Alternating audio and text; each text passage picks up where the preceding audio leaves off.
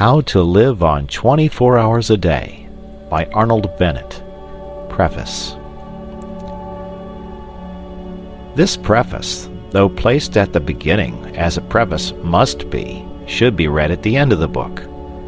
I have received a large amount of correspondence concerning this small work, and many reviews of it, some of them nearly as long as the book itself, have been printed.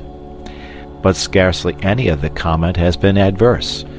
Some people have objected to a frivolity of tone, but as the tone is not, in my opinion, at all frivolous, this objection did not impress me, and had no weightier reproach been put forward, I might almost have been persuaded that the volume was flawless.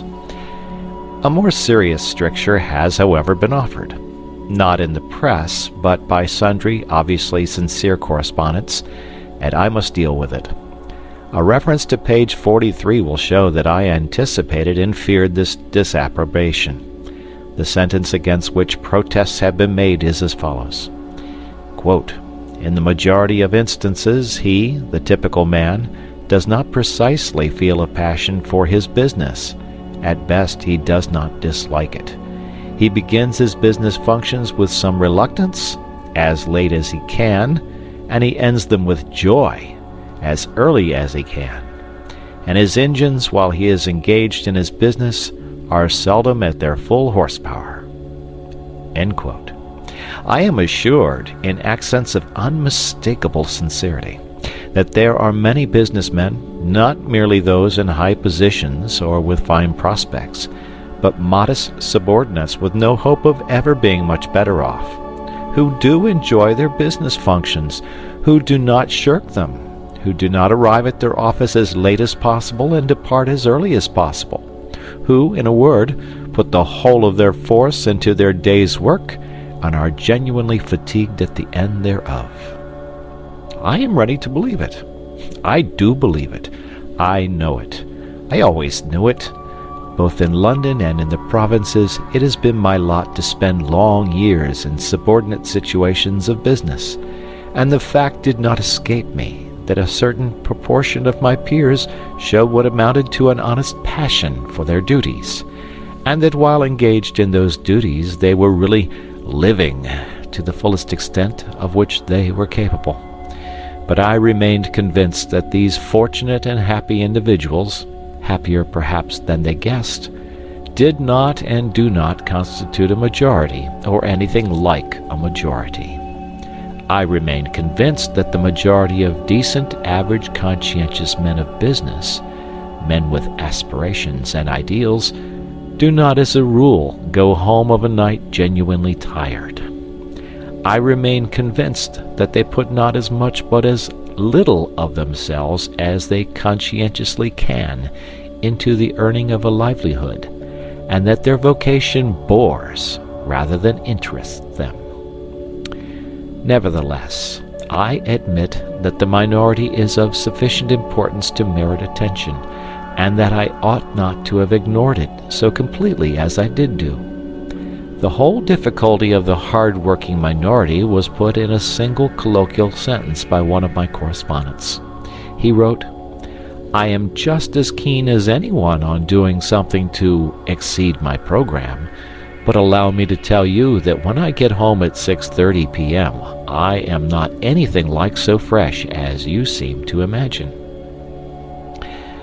Now I must point out that the case of the minority, who throw themselves with passion and gusto into their daily business task, is infinitely less deplorable than the case of the majority, who go half-heartedly and feebly through their official day. The former are less in need of advice how to live. At any rate, during their official day of, say, 8 hours, they are really alive. Their engines are giving the full indicated horsepower. The other 8 working hours of their day may be badly organized or even frittered away, but it is less disastrous to waste 8 hours a day than 16 hours a day. It is better to have lived a bit than never to have lived at all. The real tragedy is the tragedy of the man who is braced to effort neither in the office nor out of it, and to this man this book is primarily addressed. But, says the other and more fortunate man, although my ordinary program is bigger than his, I want to exceed my program too. I am living a bit. I want to live more. But I really can't do another day's work on the top of my official day. The fact is, I, the author, ought to have foreseen that I should appeal most strongly to those who already had an interest in existence. It is always the man who has tasted life who demands more of it. And it is always the man who never gets out of bed who is the most difficult to rouse. Well, you of the minority, let us assume that the intensity of your daily money-getting will not allow you to carry out quite all the suggestions in the following pages. Some of the suggestions may yet stand. I admit that you may not be able to use the time spent on the journey home at night, but the suggestion for the journey to the office in the morning is as practicable for you as for anybody. And that weekly interval of 40 hours, from Saturday to Monday, is yours just as much as the other man's, though a slight accumulation of fatigue may prevent you from employing the whole of your horsepower upon it.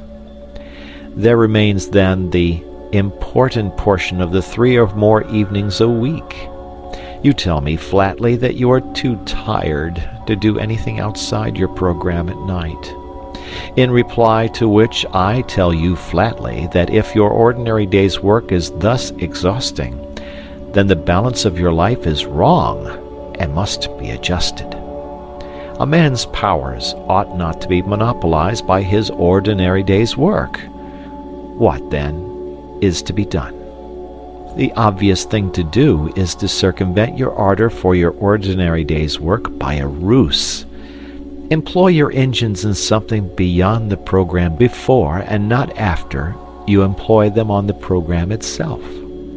Briefly, get up earlier in the morning. You say you cannot. You say it is impossible for you to go earlier to bed of a night. To do so would upset the entire household. I do not think it is quite impossible to go to bed earlier at night. I think that if you persist in rising earlier, and the consequence is insufficiency of sleep, you will soon find a way of going to bed earlier. But my impression is that the consequences of rising earlier will not be an insufficiency of sleep. My impression, growing stronger every year, is that sleep is partly a matter of habit and of slackness. I am convinced that most people sleep as long as they do because they are at a loss for any other diversion. How much sleep do you think is daily obtained by the powerful, healthy man who daily rattles up your street in charge of Carter Patterson's van? I have consulted a doctor on this point. He is a doctor who for 24 years has had a large general practice in a large flourishing suburb of London, inhabited by exactly such people as you and me. He is a curt man, and his answer was curt. Most people sleep themselves stupid. He went on to give his opinion that 9 men out of 10 would have better health and more fun out of life if they spent less time in bed. Other doctors have confirmed this judgment, which of course does not apply to growing youths. Rise an hour and a half, or even 2 hours earlier, and, if you must, retire earlier when you can. In the matter of exceeding programs, you will accomplish as much in 1 morning hour as in 2 evening hours. But, you may say, I couldn't begin without some food and servants. Surely, my dear sir, in an age when an excellent spirit lamp, including a saucepan, can be bought for less than a shilling, you are not going to allow your highest welfare to depend upon the precarious immediate cooperation of a fellow creature. Instruct the fellow creature, whoever she may be, at night. Tell her to put a tray in a suitable position overnight.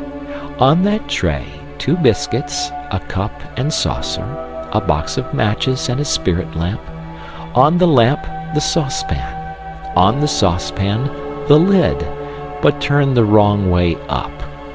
On the reversed lid, the small teapot, containing a minute quantity of tea leaves. You will then have to strike a match, that is all. In 3 minutes the water boils, and you pour it into the teapot, which is already warm. In 3 more minutes the tea is infused. You can begin your day while drinking it. These details may seem trivial to the foolish, but to the thoughtful they will not seem trivial. The proper, wise balancing of one's whole life may depend upon the feasibility of a cup of tea at an unusual hour. Signed, Arnold Bennett. End of preface.